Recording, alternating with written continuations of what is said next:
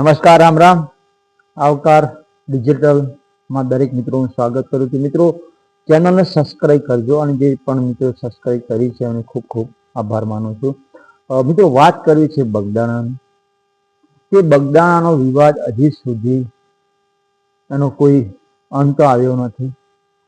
એનો સાચો જવાબ હજી કોઈ સરકાર આપતી નહીં. મિત્રો, હકીકત વાત કરીએ. આ વિડીયો વધુ શેર કરજો, દરેક લોકો સુધી જાણ થાય, દરેક લોકોને ખબર પડે કે આ દુનિયામાં સરકારમાં શું ચાલી રહ્યું છે. મિત્રો, આ જે વિડીયો છે અલગ છે આખો વિડીયો, અને આ જે હું જે વિડીયોના માધ્યમથી યુટ્યુબના માધ્યમથી હું તમને વાત કરી રહ્યો છું તે એ વાત કોઈ પણ પત્રકાર હોય કે મીડિયાવાળા હોય તમને હકીકત નહીં કહે. કેમ કે હકીકત જો કહેવા જશે તો એમનો ધંધો બંધ થઈ જશે. તો મિત્રો, વિડીયો વધુ શેર થવો જોઈએ અને કોમેન્ટ કરજો તમારું શું કહેવું છે આ વિડીયોના માધ્યમ. આખો વિડીયો જોજો, એ વિડીયોના માધ્યમથી તમે કોમેન્ટ અવશ્ય કરજો. મિત્રો, બગદાણાની વાત કરવી છે કે જ્યારે આ વિવાદ થયોની વાત કરીએ, જે માયાભાઈ આહિર હાસ્ય કલાકાર, એમનો પ્રોગ્રામ હતો, પ્રોગ્રામમાં જે પણ એમનો શબ્દ જે પણ વાપરે એનાથી પછી જે વાત ચર્ચામાં આવી અને પછી જે નવનીતભાઈએ ફોન કર્યો અને ફોન દ્વારા એમની વાત થઈ છે માયાભાઈ આહિર સાથે. માયાભાઈ આહિર વાત કરે છે, પણ માયાભાઈ આહિર એમને પછી માફી માગે છે અને વિડીયો મોકલે છે કે હું માફી માગું છું, મારાથી ભૂલ થઈ છે બગદાણા વિશે જે ટ્રસ્ટ વિશેની વાત કરીએ. તો નવનીતભાઈએ તો કોઈ કીધું નથી કે ભાઈ તમે માફી માગો. ત્યાર પછી વિડીયો વાયરલ થઈ જાય દરેકને. એ વિડીયો પછી એમને નવનીતભાઈને મોકલે છે, નવનીતભાઈ દરેકને બતાવે છે, પછી એ વિડીયો વાયરલ થાય છે, હવે દરેક લોકો સુધી પહોંચે છે. ત્યારે માયાભાઈના દીકરા જયરાજ સુધી આ વિડીયો જાય છે દરેકને. ત્યારે માયાભાઈ આહિરના જે દીકરા જયરામ આહિર એ નવનીતભાઈને ફોન કરે છે કે નવનીતભાઈ તમે ક્યાં છો, મારે મળવું છે, બરોબર. પણ એમાં એવું છે કે જે માફી માંગી એમના પપ્પાએ, એટલે એને ખોટું તો લાગે, ગમે એને કે મારું બધું આ માણસ કોણ છે કે મારા પપ્પાને માફી માંગે, બરોબર. એના પછી મિત્રો એને એમ ખોટું તો લાગ્યું જ હશે. પણ આપણને ખબર કે સોશિયલ મીડિયા વચ્ચે પોસ્ટો વાયરલ થઈ ગઈ, વિડીયો વાયરલ થયા હતા. જે એના પછી 2-3 દિવસ થયા એમ કે કોઈને ખબર ન પડે, એટલે 2-3 દિવસ પછી એને એની વાડીએ બોલાવ્યા, એના ભાઈના છોકરાઓ, એના સગાવાળા શેર સમાજને બોલાવ્યા અને વાત કરીને વિડીયો બતાવ્યો અને નવનીતભાઈનો પણ વિડીયો ફોટો બતાવ્યો કે આ ભાઈ છે, આ રીતના આપણે કરવાનું છે. ત્યાર પછી મિત્રો એ જે સિંગલ પટ્ટી છે રસ્તો જાય છે બગદાણા સામે, ત્યારે ત્યાંથી સોશિયલ મીડિયાના આધારે આપણે કહીએ કે જ્યારે આ વાત મળી છે કે જ્યારે નવનીતભાઈ જે સરપંચ છે બગદાણાના, એમના દીકરા જે ટ્રેક્ટર લઈને જાય છે, તો આ લોકો એ ટ્રેક્ટર રોકે છે, એની પાસે ચાવી લઈ લે છે અને કહે છે કે તારા પપ્પાને ફોન કર. તેના પપ્પાને ફોન કરે છે નવનીતભાઈ પૂછે છે કે પપ્પા તમે ક્યાં, એમનો દીકરો પૂછે કે પપ્પા ક્યાં છો, હું આ જગ્યાએ છું, આ લોકોએ મારી ચાવી લઈ લીધી છે. ત્યાર પછી નવનીતભાઈ ત્યાં આવે છે અને ત્યાર પછી આ લોકો માર મારે. વિચાર કરો. અને એનો પણ વિડીયો પણ એ લે છે.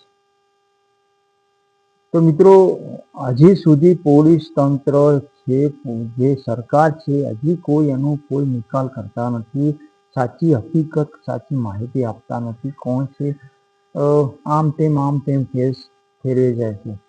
મિત્રો, કેસ કેમ આગળ જતો નથી? વાત કરવી છે કે માયાભાઈ આહિર તે ભાજપના જે કાર્યકર્તા છે, ભાજપનો ફેસ પહેર્યો છે. અને જ્યારે વાત કરી છે કે ભાવનગરની જે એક સીટ છે ત્યાં એમના દીકરા જે જયરાજસિંહને ટિકિટ લેવા સારું તેઓ દિલ્હી જાય છે. મોદી સાહેબનો ખાસ એમ કે વાત કરી છે, મોદી સાહેબે હા પાડી છે અને ટિકિટ એમને આપવાની નક્કી પણ થઈ. એમના જે ભાજપમાં છે કાર્યકર્તા છે ભાજપના, માયાભાઈ આહિર, વિચાર કરો કે જે ભાજપમાં જે ખેસ પહેરે અને ભાજપમાં ના વખોણ કરે તો એને કશું કોઈ કાયદો લાગુ પડતો નથી. તમે સમજી ગયા છો. બીજી વાત કરવી છે કે કોળી સમાજમાં પણ 13 ધારાસભ્યો છે, 3 સાંસદો છે, પણ એ પણ ગોળ ગોળ વાતો કરી રહ્યા છે. નવનીતભાઈ બિચારા નિર્દોષ છે, વગર લેવા દેવા એમને માર ખાધો છે. ત્યાર પછી લોકો હોસ્પિટલે સારવાર લેવા આવે છે. પરસોત્તમભાઈ સોલંકી, હીરાભાઈ સોલંકી, તમામે તમારી સાથે છીએ અમે, આપને તમે તો અમારા સમાજના છો, અમે સાથે છીએ, સારું થશે. અને ત્યાર પછી એ નેતાઓ બસ લોકોને મોટી મોટી વાતો કરે છે ને ઉપર લેવલે પણ સરકાર જે કોળી સમાજના નેતાઓને પણ કહી રહી છે કે તમારા સમાજને આશ્વાસન આપો, કરીશું. એના પછી PSI ની બદલી કરવામાં આવે છે, તમારું તપાસ સારી નથી, તમે તપાસ બરોબર નથી કરતા. DSP PSI DSI ની બદલીઓ કરવામાં આવે છે. આવું બધું ચાલી રહ્યું છે. લોકોને સારું લાગે છે, સારું કરી રહ્યા છે, થશે. આરોપીઓને પકડે છે, 2 પકડ્યા, 3 પકડ્યા, 4 પકડ્યા, 8 પકડ્યા. તો SIT ની રચના કરવામાં આવી છે. SIT બહુ મોટું કામ કરી રહી છે. આવું બધું ચાલી રહ્યું છે. ભાજપની સરકાર તમે જાણો છો. અને વચ્ચે પણ પોસ્ટો એના પછી મિત્રો જે કોળી સમાજના જે પિન્ટુભાઈ કરીને છે એમણે કહ્યું છે કે ભાઈ જે પણ આરોપીઓનો વરઘોડો કાઢવો પડે, માયા આહીરના દીકરા લાગે છે, હેરાન છે. તો ત્યાર પછી એના ઉપર ઓડિયો ક્લિપ વાયરલ થઈ હતી, આપણે સોશિયલ મીડિયામાં જોઈ હતી. એના ઉપર ધમકીઓ આપવા મળે, બોલો વિચાર કરો તમે.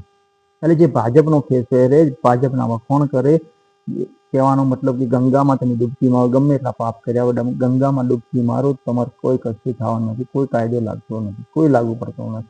કાયદો છે કે ખાલી આ લોકો માટે કાયદો છે. વિચાર કરો. અને જે હજી સુધી એનો કોઈ અંત નથી આવ્યો, હજી બસ કે તપાસ ચાલુ છે. કોઈ પૂછે તો કે તપાસ ચાલુ છે.